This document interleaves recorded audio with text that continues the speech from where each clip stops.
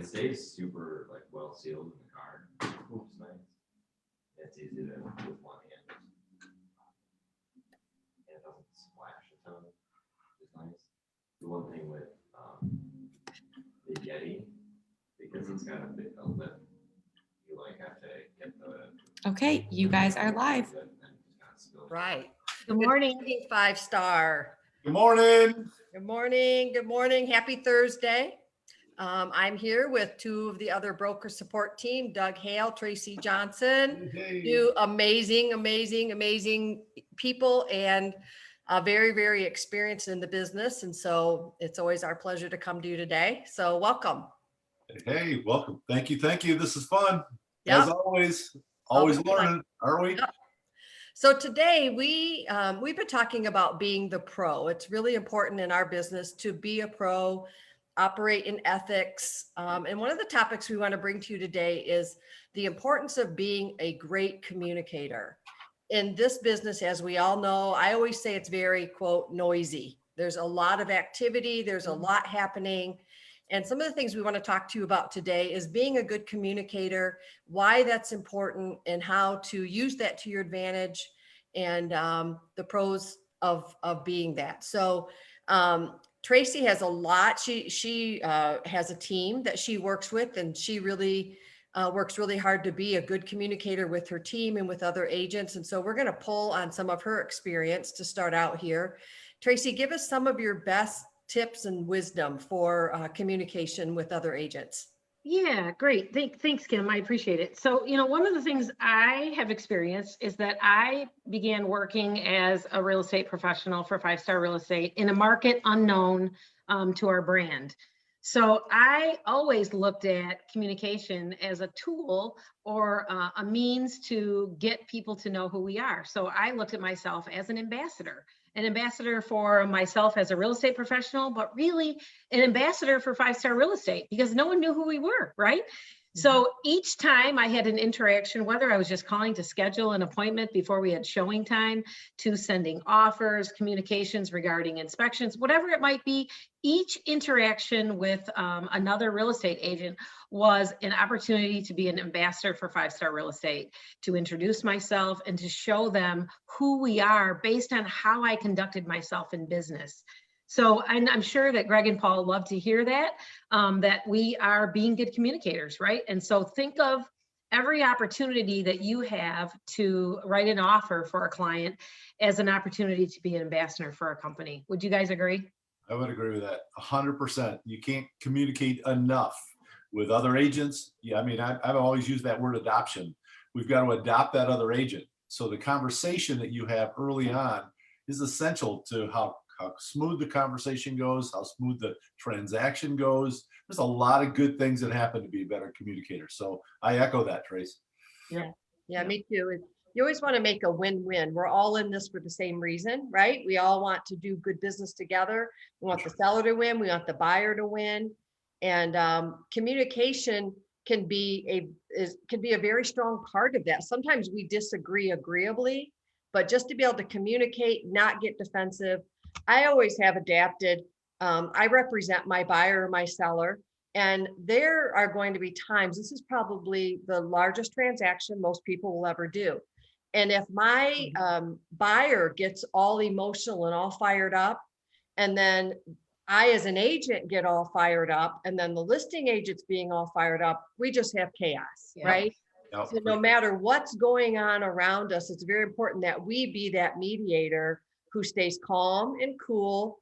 I'll give you a really quick war story. I had a situation, closed down a house a couple weeks ago. As soon as they got in, the well went out. Everybody was all fired up. And so as we're going through the walkthrough, my buyer is getting really upset. And I could tell she was looking at me like, aren't you going to react? And I'm sitting there thinking, I do this for a living, right? We do this often. You do it once every 7 to 10 years. And I had my cool. I could tell. And I just said, I'll take care of it. What else do you see?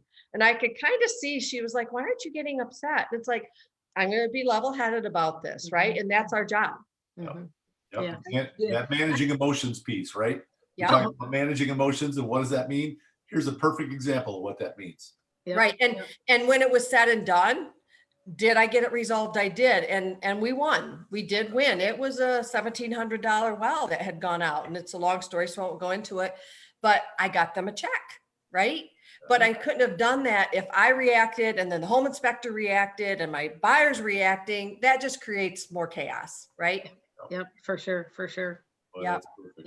Yeah, I'll tell you, you just reminded me of something that just happened yesterday. Okay. So in this crazy market, in a typical market, when we have possession by a seller after close, there's always a large escrow amount or a small, whatever, some escrow amount that's held as a way to say, okay, I promise I won't damage the home. I'll leave it in the condition I found it. There will be no problems for me as the seller. In fact, I'm so certain I won't do anything that I will agree to put this money kind of set aside in an escrow account until I leave and everyone says, yes, I was a good girl and the house is good. So I get a call yesterday. I represented the seller. I get a call from my seller and her name is Jessica. Tracy, she's like all panicked. Okay, what's the problem, Jess? She says, I opened the garage door today to leave. And as she's opening it and walking, you hit the button when you walk out the door, right? We've all done it. You start walking towards your car and the garage door begins to fall fast and crumple. And she's running to grab it, but it's just, she's caught it. The bottom panel is fine, but the upper panels are just, or the upper's fine and the bottom ones are crushed. Oh, man. And so now we have a problem, right? So, okay, so now what do we do, right? Who's responsible? We've already closed on this home. Somebody else owns it, right? Yes. So I asked her to send me the pictures. I called the buyer's agent and and she's been excellent. You know why? Because we've both been really good communicators. So in the end, they weren't happy. The buyers obviously weren't happy. Neither was the seller. But in the end, even though there wasn't an escrow held, because the seller's going to pick the offer right now that's the cleanest, and it's also not going to have an escrow, right? And we know as buyers, we want the buyers to get an escrow because we represent them. And in this case, I was the seller. We picked the cleanest offer that offered the least. Now, this buyer in her contract, in reading it, it said clearly, even though there wasn't an escrow, that the seller must maintain the home in its original condition. So guess who's having a new garage door installed today for $1,000? But at the end of the day, no one panicked. Great communication. And you know what? My sellers were not happy, but they fully understood that it was their responsibility. So another opportunity to be the calm in the storm, be a good communicator, kept my relationship really good with the buyer's agent. And in the end, the buyer wins. And Tracy, in that, I'm sorry, Doug. No, that's okay. Go ahead. In that, it's very important as agents that we set the expectation. What Tracy was just saying, we set the expectation of the seller and of the buyer, right? And that all comes through communication, helping the seller to understand, hey, I see this a lot. Please don't take the TV mounts. Last two closings, TV mounts gone, holes all over the walls, right? And I call the listing agent like, oh, I should have told them. No, you do tell them, right? So Doug, back to you. No, that was exactly what I was just about to say. We talk about that when you talk about setting the expectation. That is so true early on in the conversation. If you set the expectation early on that, hey, here's something we're going to deal with. Maybe we won't. Good news, right? But again, when you get to that point, again, if what feels like this huge hurdle to get over isn't then a hurdle because you've already talked through that. You understand that. So again, this whole idea of setting the expectations early on in the process, that is huge. And whether you're representing the buyer, the seller, again, to have those very calm, very meaningful conversations with people early on, boy, things just go smooth. We just feel much better about it if and when we do establish that problem down the line. So I couldn't agree with you more. Yep. So you're out showing houses, right? And you've looked at 6 houses with your buyer and they say, oh gosh, Kim, I want to write an offer on this house. What's the first call that you make when you leave that meeting with your clients? I am going to call up the listing agent and say, hey, Tracy, it's Kim Anderson. How are you? Hey, I'm great. How are you? Awesome. I would love to put a deal together with you. Oh, excellent. We'd love that. We'd love that. So your buyers like our house. They love it. And so I just want to touch base with you and say, what are your sellers looking for? What's important to them? Yeah, you know what? In a perfect world, they would really love to have 60 days after possession or 60 days possession after close. And that would be really important to them. And they're also looking for a really strong buyer. Okay. Okay. And by strong buyer, are you looking for cash? Are you looking for stronger down payment? Because I'll be really honest with you, I have such a strong buyer. They both have two very strong jobs. You know, they're stable, they're strong. They, you know, they saved a really nice down payment, but actually, you know, in this market, if you're looking for appraisal guarantee, sometimes we've just been recommending they put down half the money so that we can give you a guarantee. How do you Okay. feel about that? Yeah, you know what? I actually have had buyers like that myself, Kim. So I totally understand kind of that strategic, that strategic move on your part. Because really they're 20% down buyers, sometimes more, but I understand the idea of kind of keeping some cash back to be able to compete. So yeah, you know, a really strong offer is important. We're definitely looking for a conventional buyer.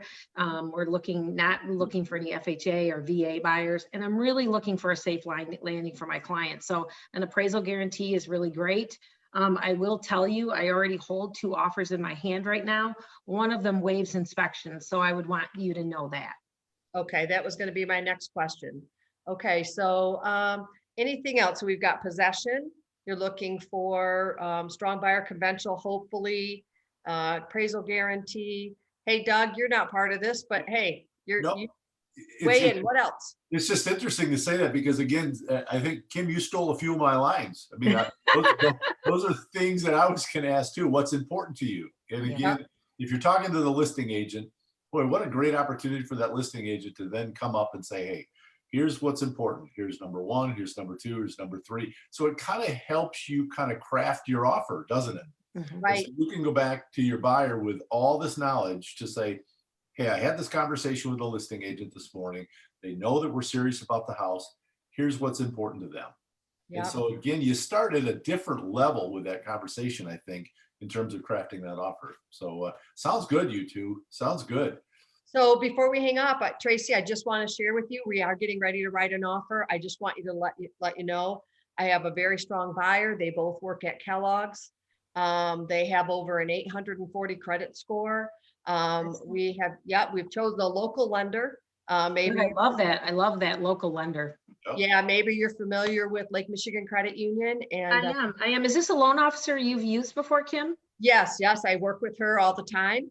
And she gets things done. Actually, sometimes I've had the appraisal back before my 10-day inspection, although we may be waiving inspections, but that's how good she is. I've closed them in about 3 weeks. So I realize that agents are going to be out there giving escalation clauses, appraisal gap guarantee. Is there anything else I can do? My buyers just absolutely love this home. And so is there anything else that we can do? I want to write a clean offer. I want your seller to be able to just say, accept as offered, not have to go back and forth. We are not contingent upon selling. They've already moved in. They're living with their in-laws. And we don't have any, I mean, we are clean and we are ready to close. Yep. Well, just know, Kim, that I'm a listing agent today, but I also wear that hat of the buyer's agent. So I totally know where you're at. I really feel like you've talked about, you know, a lot of the things that are important to the sellers. And I know what it looks like on your side. And I think you're trying to check all the boxes that you can. And I think based on the things that you've done, I think you're probably going to write the best offer that you can for your clients. And we'll just see where it goes. I think in the end, you know, I've gotten quite a few calls from quite a few agents. I only have a couple of offers now, but I'm really a good communicator. So the one thing you're going to know is you're always going to know where your offer stands with me. So, and I definitely will be giving you a call to let you know how things turn out. Well, Yeah. good. Hey, I might ask too. I might ask before we move on to that. How are you going to handle those other offers? Yeah. Yep. You mentioned you've had 2 in your hand. You know, this is the day and age. What showings begin at this date. You know, offers are presented at this date. But what you just touched on with being a good communicator, I love to ask that question. So how are you going to handle this? How are you going to handle these? What is your seller giving to you as far as direction and advice? So. Yep. And I think that's really, really, really important. And, you know, I would say that probably 5 to 10 years ago, it was a different discussion. But today, if we ask our sellers, hey, will you give me permission to talk about the offers that I hold in hand, it only benefits them. But if you don't ask that permission, what can we do? Absolutely. I'm just going to say, you can't share all that information. And again, when they know it's to their benefit, think about it that way, right? What you just said is so important. When you ask for permission to share that information and they know it's to their benefit, why wouldn't they, right? So, Yep. Right. And just know too, when I gave the credit score, anything that I share, always have permission from the buyer or Tracy's side from the seller. And I would probably end with, Tracy, we're going to write a really, really strong offer, but my buyers absolutely love this home. If there's anything we can do, please feel free to counter us. Please talk to me, because we'd really, really love to win. And we're going to write a very, very strong offer. And I know you and I have done business together. I love working with you. I know you trust my reputation. You know that I have a really strong buyer here, and I would just love to get this done with you. So I really appreciate you talking to me, and I look forward to hearing back from you. I'll get that offer over to you in the next hour. Great, perfect. Now, what I like about what Kim just said is, Kim just said, call me, please call me. And if we talk to our seller and the seller gives us permission to negotiate on their behalf, I already know that I should be making a note that says, hey, when I get the offer from Kim, Kim has already said to me, the well might be a little deeper, right? So if you get something better, please call me. So now when we look at our offers and, the house is priced at 300 and our best offer is 350, but it's a 5% down buyer with a $10,000 guarantee, I already know, well, that's a good number, but it really might not give my client that safe parachute landing that I talked about. And that's what my job as the listing agent needs to be. It needs to be offering advice, right, to my clients based on the paper I have in front of me. And it's just, sometimes it's just paper, right? We're trying to discern who the best buyer is based on some documents on paper. We don't get to see the people. We don't know them. We don't know, we're trying to trust. So when Kim says, hey, we've worked together, we have a relationship. And you know what? That's why the relationship begins with the phone call. When you're in the car and your client has just said to you, hey, I want to write an offer.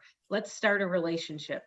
And don't email them. Don't text them. I have a note right in front of my computer that says what? Call them. Yes. Call them up.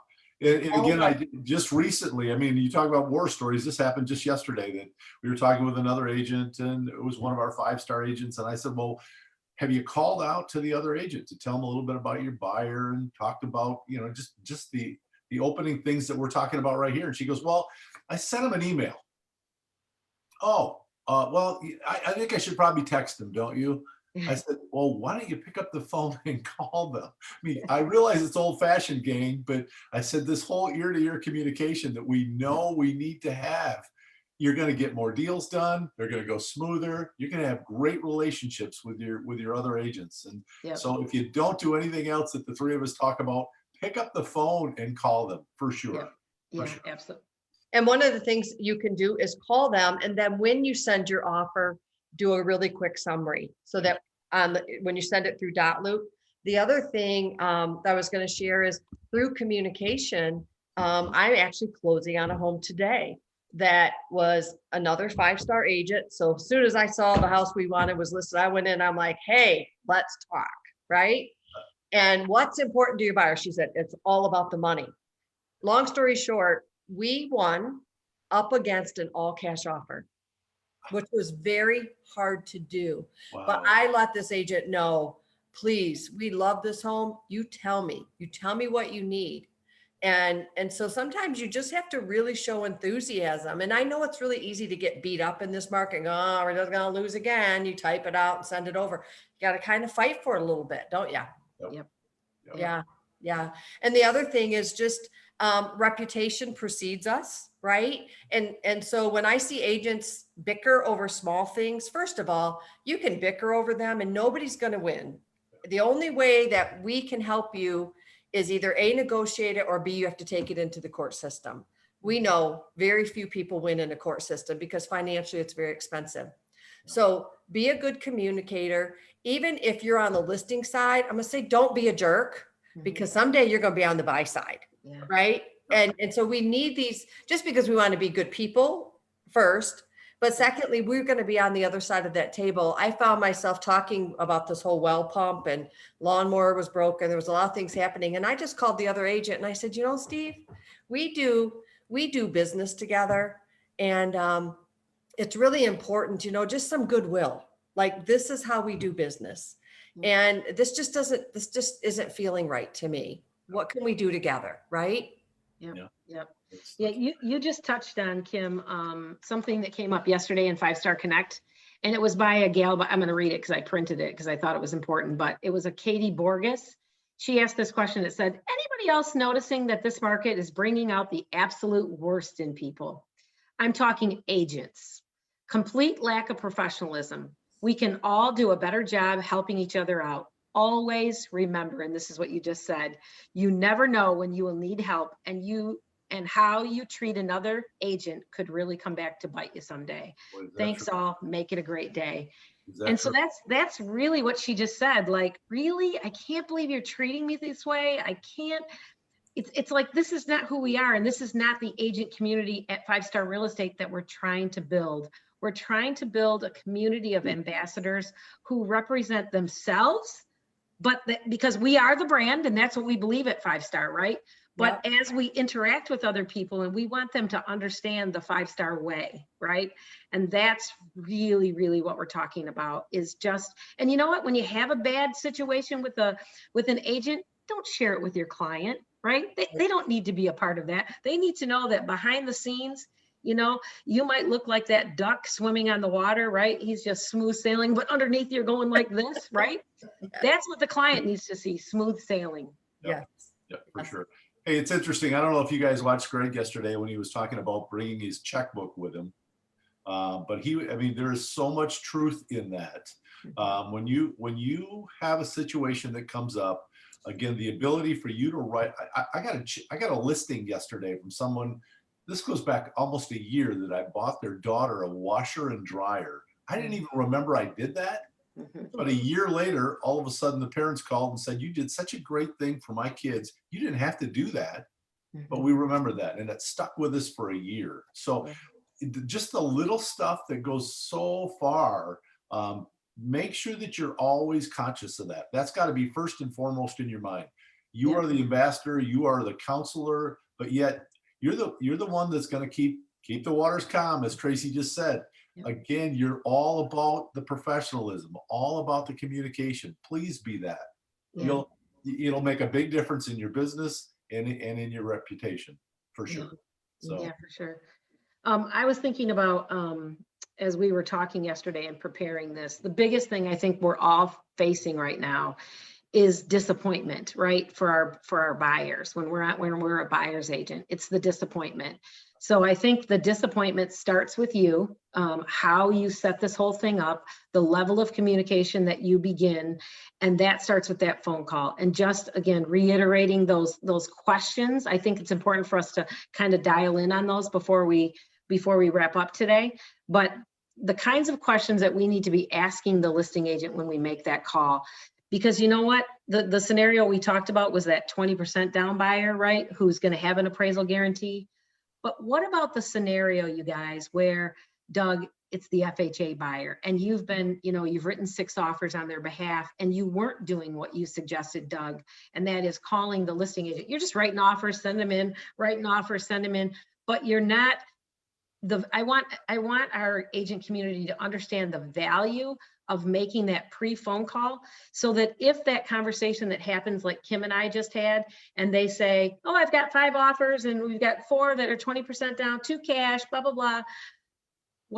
What is the value of that phone call to that VA buyer or that FHA buyer? Doug, what says Doug? Exactly. And again, for me, what says Doug is, again, and maybe it's just a habit that I've just always created for myself, that as you represent that buyer, you have a responsibility to that buyer, right? Yep. So you want to make sure that when you're calling initially, right out of the gate, you're asking those very, very important questions that your buyer is very, very concerned with. And they've heard everything. I mean, this market is so crazy. I mean, I love to start a conversation by saying, this is a crazy market, isn't it? Mm-hmm. And I say that to the listing agent. And when you set the stage for this conversation to happen the way it's going to happen, you're going to get more information probably than you're asking for. And it's crazy, but it's true. Yeah. And again, those are the things for me, to be able to kind of set the stage as the professional representing your buyer, that I think most agents just aren't quick to do that.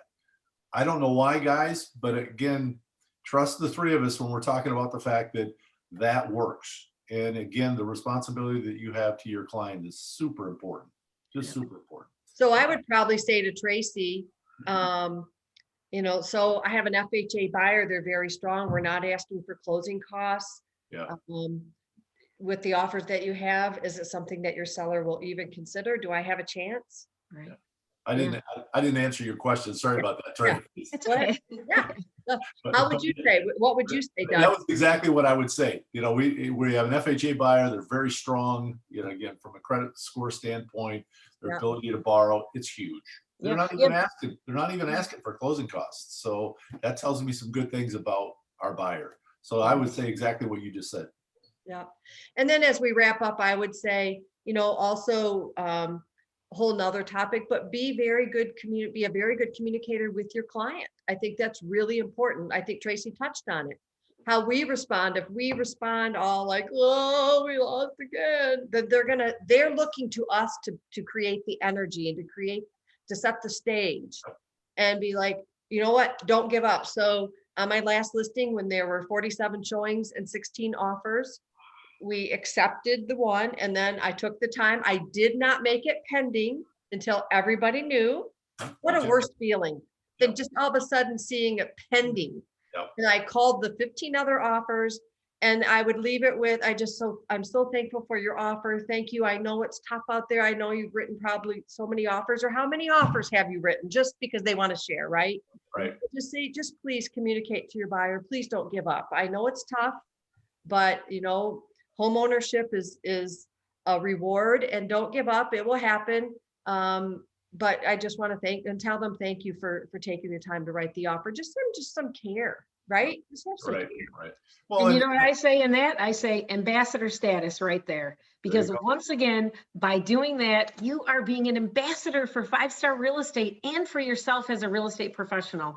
You continue to raise the bar. And that's something I have done for the longest time is call each one of those. They're like, what? You're calling me? Like they're so shocked, you know, so. Yeah, they thank you for it, right? Yep. They do. They do. The ones that that maybe have done some shady business with you and you may not even really like them. Does that happen in this industry? It happens in this industry, right? Just a little bit. Just a little bit. And just be kind and thank them so much and just continue to work on that relationship. It's really important that we all work together, even though we're competitors. It's very important that we all work together and represent ourselves, represent our brand, represent our company, represent our buyer, seller. It's really important because they reflect what we do, right? Yep. Well, I Hey, think and you just, two things, just really before we close, two things I always tell people: if we don't get that house, we're one step closer to the next house, right? love it. You know, and I'm one of their biggest cheerleaders. So we're gonna kind of keep those emotions going. Again, that energy has to continue to go. And again, when they see that in you, they're gonna continue. They know you're in this. You're in this to win this for them. So that's really, really important. So again, continue to do that. And with regards to the other agents, we always talk about the fact that buyers and sellers are going to come and go, right? But your relationship with your agent community, with the people that you're going to continue to do business throughout your career, that's essential. That is so important. First and foremost, that needs to be in your mind anytime you're talking to other agents. So good job, Kim, on that. You're right. Yep, well, good. Well, thank you all. Just continue to do what you're doing. And hopefully today you learned a few tools that will help you go out. And if you haven't been a good communicator, if you've learned, if you want to step up your game a little bit, hopefully we presented some ideas to help you win, because that's what it's all about right now. So thank you all. Thank you both. Hey, Thank you, everybody. Have a great Good luck, day. everybody. Have a great day. All Let's go right, get see ya. them. Let's go get them.